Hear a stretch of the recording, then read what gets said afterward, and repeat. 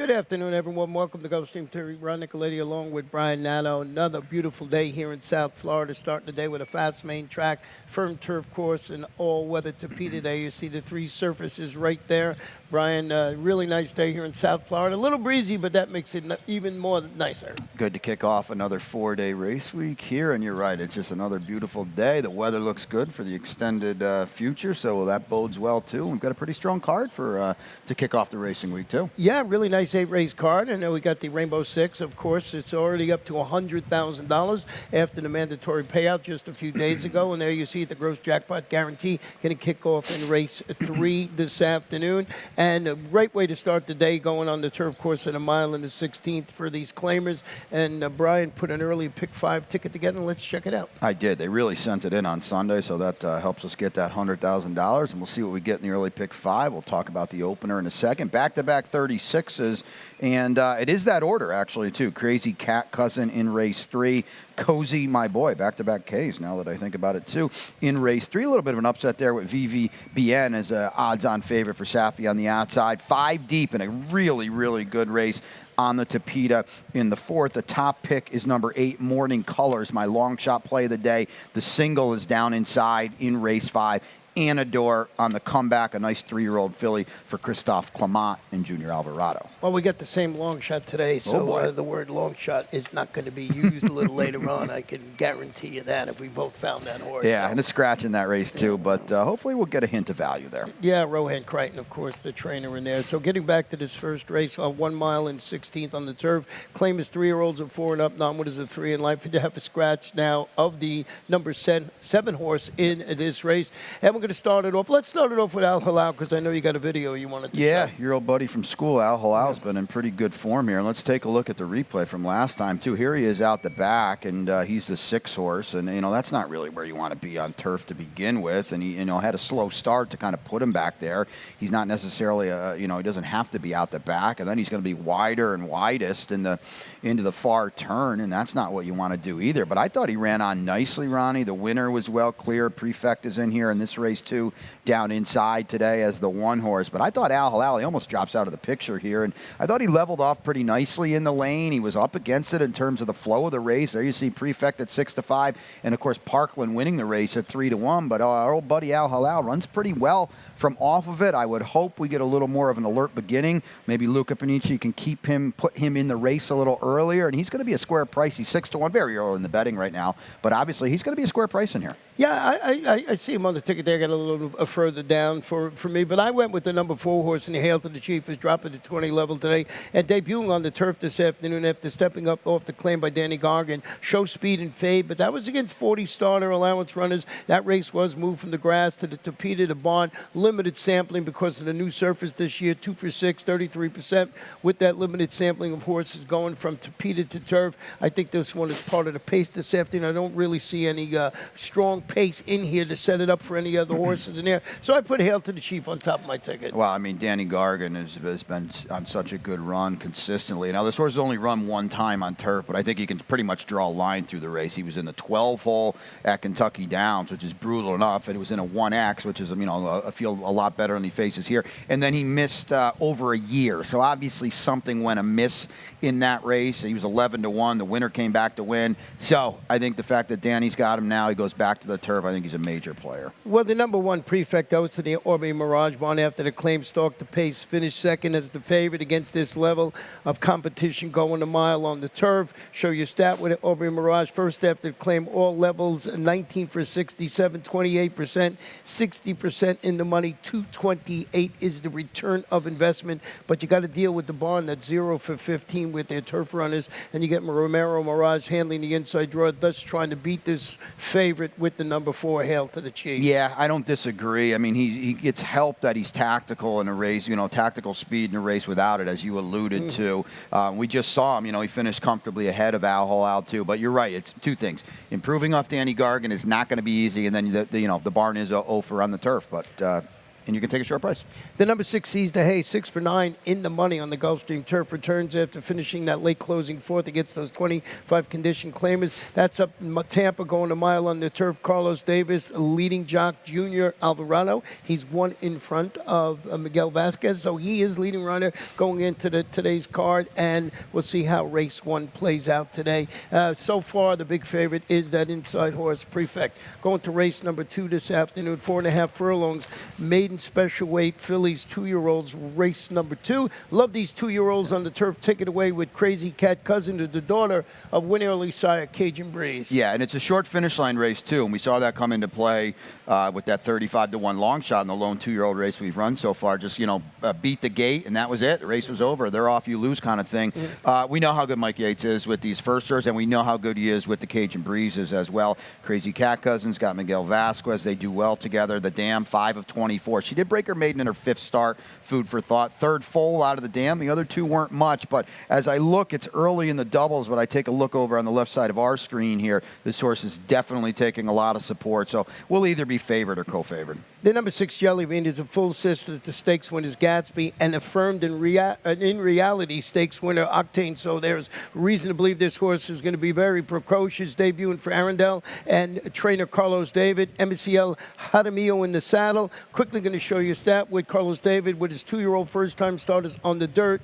Over the past 2 years, he's 6 for 30, 20%, 50% in the money. 194 is the return of investment. Certainly bred to run and win early. Yeah, I mean, you look at the slew of works, too. I like that. It looks like Carlos has really got this filly legged up. The 1-1 double, as I look over now, is an $8 double. The 1-6 is 26. So we'll see what happens. But, if Jelly Bean can run, she's a big threat in here. You mentioned the pedigree. Remember how good Octane was here last year as a 2-year-old for this barn, and these connections, obviously, and Gatsby's such a cool hard knocker as well. So Jelly Bean's got a recipe to be a runner, and I love the extended works that she has. It just seems like, just on paper, she's got a lot more foundation than the rest of these. I think the inside horse, number 1, Girl By, if you like Cajun Breezes and you like Mike Yates and you want to get a little bit of a price, maybe you use this horse. I think the tote action will tell us which one is the real one. You can see by the early double for the Shady Brook uncoupled entry this afternoon. So I just threw this horse on the ticket for the connections. Yeah, absolutely. A full the Cajun Mandate, who we knew did some pretty good work here this winter at the championship meet, so there's reason to think this one can run a little bit too.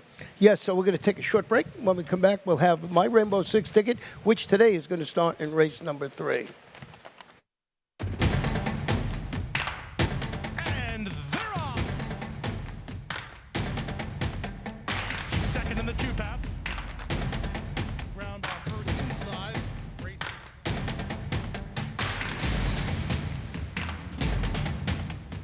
And a quarter of a mile to go, and he's 6 on top. Last of the 12 as they roll into the backstretch.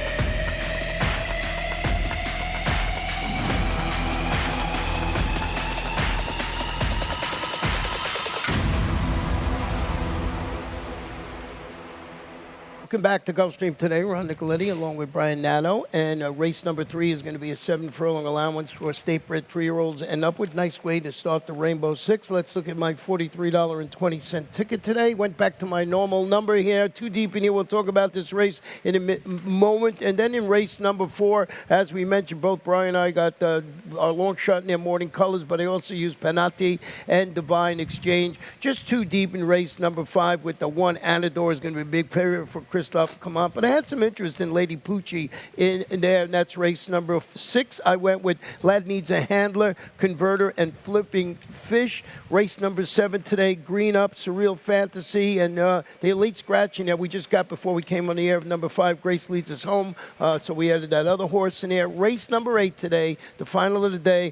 Kodama looks pretty good for the Irish bred, but Creative Girl, maybe for Wansi Avalon, and I couldn't leave the other Christophe Clement, the club, out of the ticket, so we'll see how that is this afternoon. So As I mentioned at the top before we looked at my Rainbow Six ticket, this third race, 7 furlongs allowance for state-bred 3-year-olds and upward. Scratched the number 4 Tiger, so a 5-horse field this afternoon. And I did go with the number 6 VFBN on top of my ticket to step up to face these state-bred allowance runners.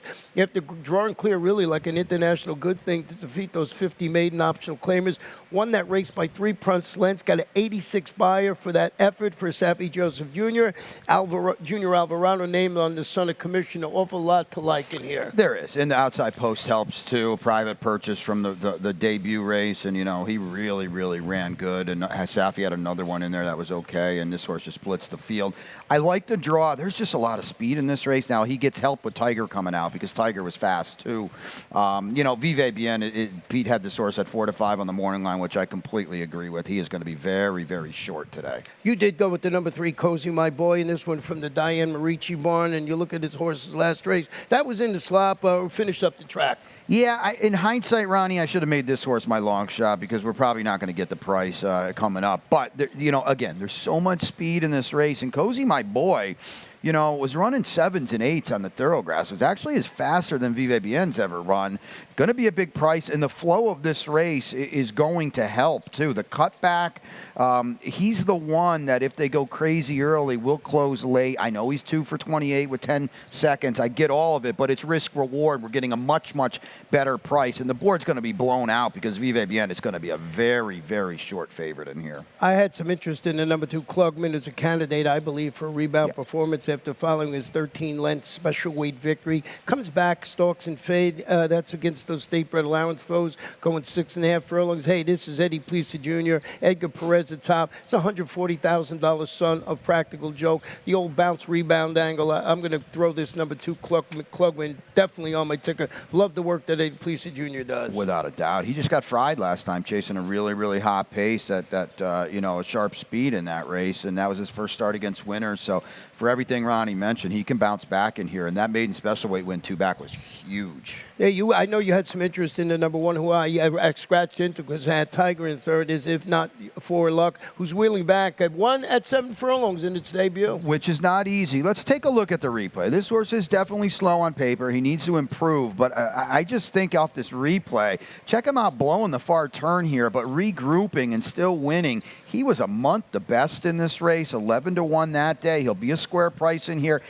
Ron, I think a win is asking a bit much, but he'll be a big price in here. Maybe, the old short favorite on top, long shot underneath. He would suffice because I think there's more in the tank here than he showed. I mean, he had no idea what he was doing on debut. Here he is, actually gets past and comes back. I just thought this was a really impressive effort. Watch him here now. Whoa, what's going to happen right there? Mm-hmm. And somehow he gathers himself, and credit to Jose Morelos as well. And here he comes kind of re-breaking. And you don't see this often from a young, lightly raced, or at this point in time, a debut runner. And he look at him driving away late. I thought it was an impressive effort. He's going to have to run faster.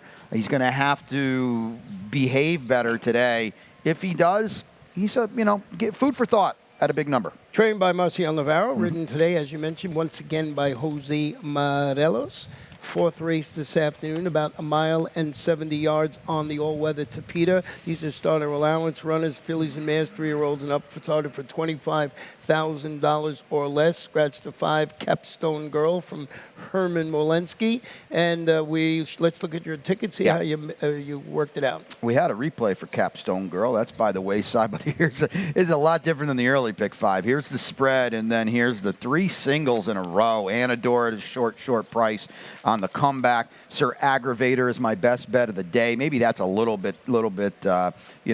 He's not going to be a huge favorite, and then clearly Green Up is going to be 1-5 in this race, and then a little bit of a spread in the nightcap. I didn't use Creative Girl, which I probably should have. You can obviously you can add horses to this ticket. Top pick is the Club. You mentioned the Club. We'll call it the other Christophe Clement. I think she's very live in here. Well, getting back to where we both found this horse as a long shot today, 12-1, but with that scratch of Capstone Girl, let's see what we get, because it's a reclaim by Rowan Crichton, who goes to the outside after breaking from the the rail. Now, this horse, you go back, he was ranked last time out when chasing the pace. He faded. That was against 25 claimers. That was going a mile 70 on the Tapeta. So we're going to call these new old connections, keep the status quo. Jesus Rios in the saddle, looking for that price. I thought maybe I'd get 4, 5, or 6 to 1. Was surprised to see 12 to 1 on the board today. I'm looking at one race with Morning Colors, and that was the race 3 back. Because as Ronnie alluded to, you draw a line through the last race. He was unsettled being down inside. He didn't like it. Well, now we're outside. That's point A. Point B is the race 2 back was at 5 furlongs. He wants nothing to do sprinting that short. So let's focus on the race 3 back for Rohan Crichton, who liked him enough to dip back in. I love the reclaim. He's 41% off the claim. It's not necessarily, yes, it's off the claim, but he's had this one before. There's no reason why she can't bounce back. The number 1, Panati, is where we'll go second. Moves to the Kathleen O'Connell barn after the claim. Shook off some trouble at the start. Finished that late closing third. Actually in front of Morning Colors last time out with Luca Panici. So just want to see how Kathleen has done over the last 8 months with her route races on the Tapeta. And we knew it was going to be good. 13 for 42, 31%, 48% in the money. 349 is the return of investment. So we'll see how this plays out this afternoon. And Luca and her team up throughout the years to do really well during the spring-summer meet. I mean, who's better than Kathleen? Everything she sends out is live. She picks her spots as good as anyone, puts the horses in the right spot. This is an angle that worked for me the other day with Mark Cassidy. I mean, Kathleen never claims horses. She's 0 for 2. And then so I just think you have to take notice when a good trainer, does something they don't ordinarily do. Well, this is that angle here. It's going to claim this one from Steve Placeris. Ran very, very well to be 3rd last time. Now we're down inside 3 for 7 over our Tapeta. Panati's a big, big threat in here at square price. Yeah, and you went with the number 6 horse in here, and that's Alpha Babe. This one from Gustavo Delgado, and you're getting Junior Alvarado in the saddle today, and a pretty good performance last time out, albeit on the turf. Well, you're right, and that's the question. Now, can we handle the Tapeta? But she's run so well on the turf. I don't see any reason why she can't, and Gustavo's 22% right down here on the Tapeta, so Alpha Babe, certainly Junior getting aboard, there's obviously intent here, too. When you look at number 2, Divine Exchange, this one has run well on all-weather surfaces in the past, albeit against a little cheaper competition. Goes to the Jose D'Angelo barn after the claim. Stalked the pace, finished 3rd against those 20 non-winners of 3 lifetime claimers. That was going 7.5 on the turf. The barn is 32% with new claims, and Sammy Camacho handling the surface switch. Of course, Tampa not running today, so Sammy down for the day, and we'll see how this horse runs this afternoon. Yeah, Jose off the claim. You get a high percentage jockey, and Jose's 2 winners, I believe, at the meet were 6 to 1 and 14 to 1. Wow. So that seems impossible. That's amazing, right? yeah, after that nice winter campaign he had. Race number 5 this afternoon, 1 mile on the firm turf course, allowance optional claimer, Phillies 3-year-olds, the optional claiming price $100,000, so a real nice feature race this afternoon. And, you have a single here, and Anador, the French bred, is making her sophomore debut with Lasix. Pair of really solid turf outings in New York. She broke her maiden in a North American debut and comes back, had some trouble, bumped, steadied. That was in the $100,000 Tepin. You just read the past performance lines and you understand why this horse for Christophe Clement with Junior Alvarado is going to be the favorite. Yeah, she's the one in here, right? I mean, she's going to be a huge, huge favorite. She gets an edge that her main rival is Lady Pucci, who's taking on winners for the first time. The layoff, you can nitpick a little bit, but Christophe's so good with these kind of layoffs. Junior is here. The Lasix goes on. She's supposed to beat this field. Well, let's show you an actual stat with Christophe Clement, a layoff of 61 to 180 days, roots on the turf right here at Gulfstream Park. He's 11 for 48, 23%, 50% in the money. 141 is the return of investment. So narrowed it down just to Gulfstream Park, and you knew it was going to be a good stat in there. Yeah. So Anador is going to be the big favorite, I think, for 8 to 5 on the morning line, I believe. So we'll see how this one runs in here. You're talking about Lady Pucci stepping up today to face the winners after rallying defeat. A trio of next out winners in a fruitful maiden special weight going a mile in the 16th on the turf. Antonio Sano, Lionel Reyes in the saddle. Junior's going to move to Anador. You can't blame him there, but I like this horse coming out of a key race. That's one of my favorite angles. So Lady Pucci on my ticket. I agree, and her turf races have been pretty good, and she's run fast in the afternoon, which, as good as Anador could be, she hasn't really exactly blown up the stopwatch in any of her races. And Lady Pucci's got a big recency edge on her, too, so I think all of those are big positives. But with that being said, I think Anador is a different kind of animal than she's been facing of late. I think she's going to have to improve. And the number 4 horse, Chito, has been. How good has Fausto Gutierrez been going lately? Well, his horses are starting to run really well. Without a doubt, he got Latruska's little brother to win the other day on the Tapeta, and this one with Paco getting aboard, coming in off a sharp dirt win, and has got a second. You got to go back a little bit, but has got a second in a 35 maiden claimer here on the turf, so certainly he's going to have to improve off that, but she's only run 5 times. She's got 2 wins too, Ronnie, which is, it's noteworthy in her, just 5 races. The number 6, Keen Kingdom, in for the $100,000 tag in this optional claim. It'd be interesting. Someone jumps in and grabs this one, debuts on the turf, reeling off back-to-back victories on the all-weather Tapeta. For who else? Rowan Crichton, Luca Panici. It's a daughter of Animal Kingdom, certainly bred up and down like the grass. Yeah, without a doubt. Hasn't tried it yet, but they did try to get her on the turf last time, so I think that's noteworthy. She's been in very, very good form, and just Rohan just keeps on keeping on off that huge championship meet right into the Royal Palm meet. Great 5th race this afternoon, $100,000 optional claimer. Race 6 this afternoon, going back on the fast lane track, 6 1/2 furlongs. Claimers 3-year-olds or 4 and up, non-winners of 3 in life, $6,250. And who would you go with here? Let's go with yours. You got a video for number 5, Sir Aggravator. Yeah, it's named after you. That's well said. He's outside here. He's just wide the entire way. He's even wider on the far turn. He does flatten out. He's my best bet of the day, so this is a good replay to show. I just don't, think you want to be spotting all this ground to a good group in here.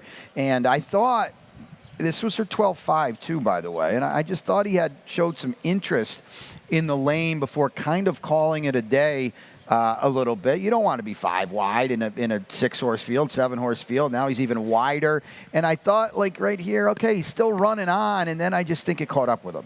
You just all these lengths that he lost around the racetrack, and he's going to flatten out here. I don't think he really liked the 5 laying over on him, coming out on him a little bit too. I think this is one of those efforts, Ronnie, that there's more there than kind of meets the eye. It was better than it looked. Now he's going to cut back, or he's going to come back to the dirt today, I should say. He's run well on the main track before. He's got a win here, and Junior gets aboard. And I think, we've said it, but we'll say it again. Junior is in demand. Right. And if you have to pay attention to who he's riding, not only for his point of view, but the trainer's point of view too, because they want, the guy that's winning at a good clip. It says it's go time today. Yeah, at 4-1 on the morning line. We'll see how that one plays out. And here I did go with the number 2, Lad Needs a Handler, who moves to the Jose D'Angelo Bond actually called it the claiming juggernaut. It stretches out to 6.5 furlongs after chasing the pace and flattening out behind a repeat winner. No commissioner going 6. No commission didn't come back and run that well on Sunday afternoon, but I just thought MSCL Jaramillo rides for the new owner, John Finelli. Yeah, I agree with all that. And Jose, 33% off the claim. He's just prolific. And the other thing, too, is there's a lot of speed here, and I think that's where Jose does best, especially with these claims. So, yeah, you're going to know him from the get-go. Yeah. I went with number 3 horse, who have a little further down. Converter is going to the Rohan Crichton barn after the claim.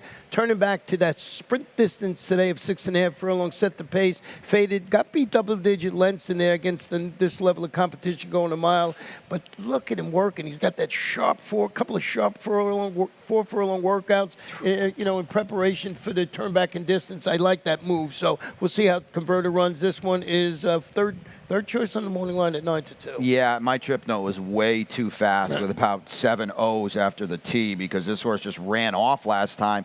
That's not going to work going a mile. It might work going 6.5, and you mentioned it. Look at those 2 workouts since the claim, putting a lot of speed into an already very, very speedy package. The number 8, Wicked Temptations, is where you went, breaking from the outside this afternoon for Eddie Plesa Jr. with, it looks like, his new go-to rider, Edgar Perez. Yeah, it's a drop, right, and that's got to wake this horse up a little bit, and there is plenty of speed to the inside, so maybe he can make a late run against facing softer this time. Well, I like the fact that we're not in any agreement in this race. And what do you do with Flipping Fish in here? I've been trying to catch this horse. I like the name, tumbling to this level of 6,250. Yet failing so much, but that was against 20 condition claimers going a mile for Kelly Breen. Claimed this horse 2 starts back. Paco's going to jump aboard. Is this the good spot for this horse? Actually, he's the morning line favorite in here. Yeah, I don't know, because he hasn't hasn't done any running for two very, very good trainers. We got Ronnie Spatz, 2 back, and then Kelly dips in for 20, and he doesn't run an inch last time, and now he's in for 6,250.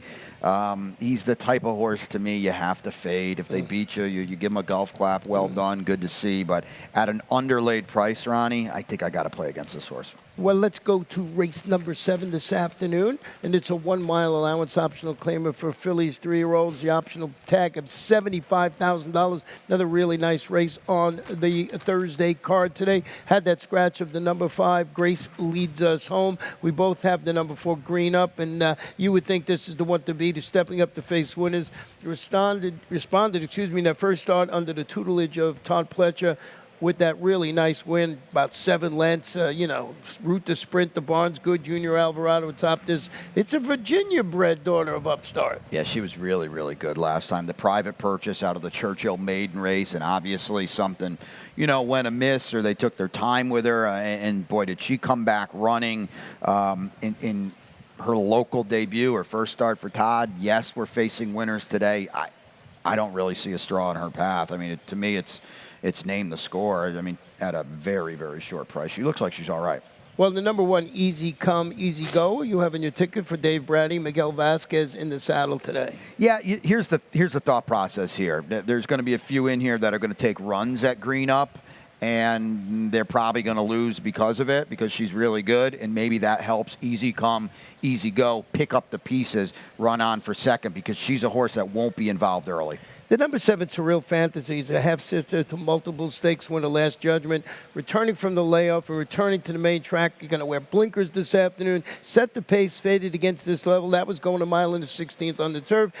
Sappy's about 30% with horses going from turf to dirt, and he's getting Edwin Gonzalez in the saddle today. So like Last Judgment, so maybe this one will run like Last Judgment today. She'll probably make Green Up earn it, because she is fast and she's drawn outside to her. You mentioned the blinkers, and the maiden special weight at Tampa, it was at 2 turns. It was a really, really sharp effort. So I think she's fast enough to make Green Up, run a little bit. Where she is at the end of the 8 furlongs remains to be seen. And you got Peachy Weechy up there with Semi Camacho for Francisco D'Angelo. Yeah, Jose. And another horse that could be passing a couple in the lane that maybe, again, they come off the bridle a little bit chasing Green Up.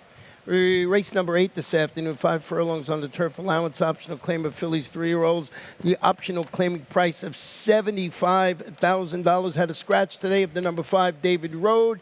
We talked about, you went with the number 7. Let's start with you. When you went with the other, Christoph, the club, returning with Lasix. Yep. Good race to get out with, too, huh? Really strong race to end the 8-race card.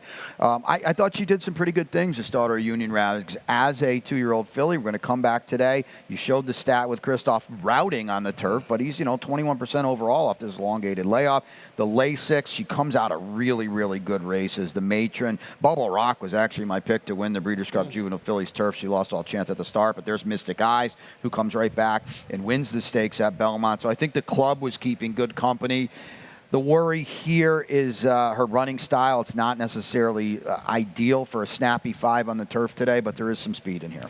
Yeah, I did go with the other, Christoph Kodama, the Irish bred, is stepping up to face winners, returned from about a 7-month layoff to defeat those maiden special weight runners. That was here. It was going 5 furlongs. Christoph Kamad, Junior Alvarado going for 2 in a row. As you said, follow the jockeys. I'm sure he had his choice if he wanted in here. And leading rider jumps aboard the number 6, Kodama. Yeah, and you can see it on paper. I mean, she's going to be ahead of the club throughout, so that gives her an edge right there. Does step up and face winners for Christoph and West Point, but, she's a horse that ran very, very well, and you would think she can move forward off that because it was her first start in quite some time. The number 2, Creative Girl, which gets Lasix today, which I like, after returning from the layoff to duel for lead. Yielded late, finished 4th. But that was in the $75,000 Melody of Colors for Juancy Avila. And you're getting Hector Berrios in the saddle today. Thought this horse is going to run well in the spot today. I thought she ran very, very well in that stakes. The winner that day, Last Leaf, was like crazy live in that race and came from well off the pace. creative girl, was on the pace. She held rather well. Now he's going to add Lasik. She's going to be involved the entire way around from the inside, and they're going to know she's in there.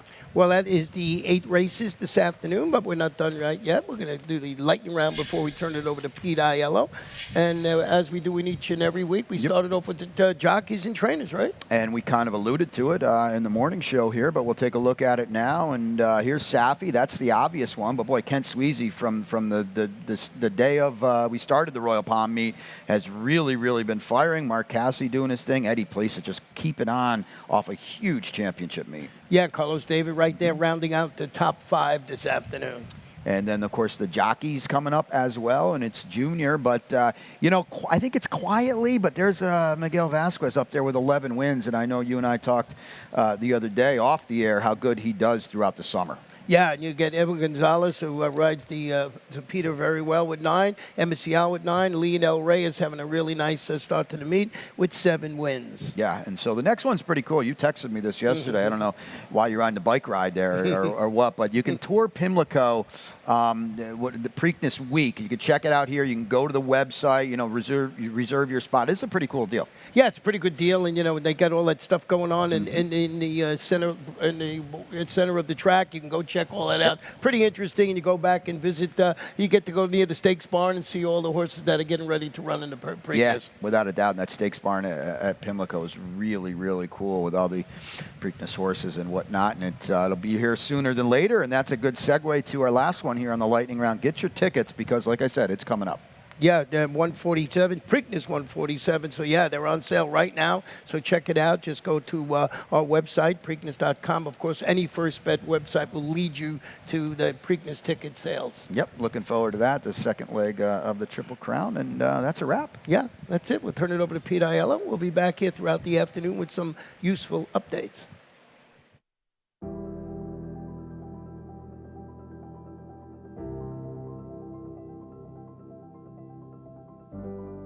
The Thoroughbred Aftercare Alliance is really the vehicle for the transition for our racehorses coming off the track into a second career and safe environment for these horses when they're done racing.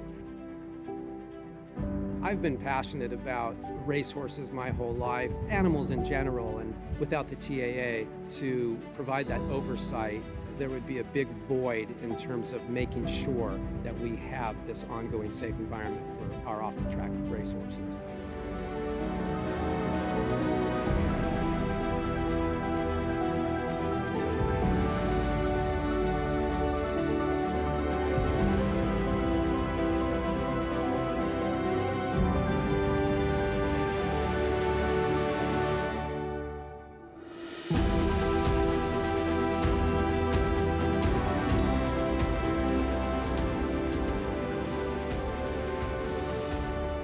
I'm excited about the undertaking and excited about working with our board and our team at the TAA to continue the wonderful progress that has been made. So I'm very excited about what the future holds.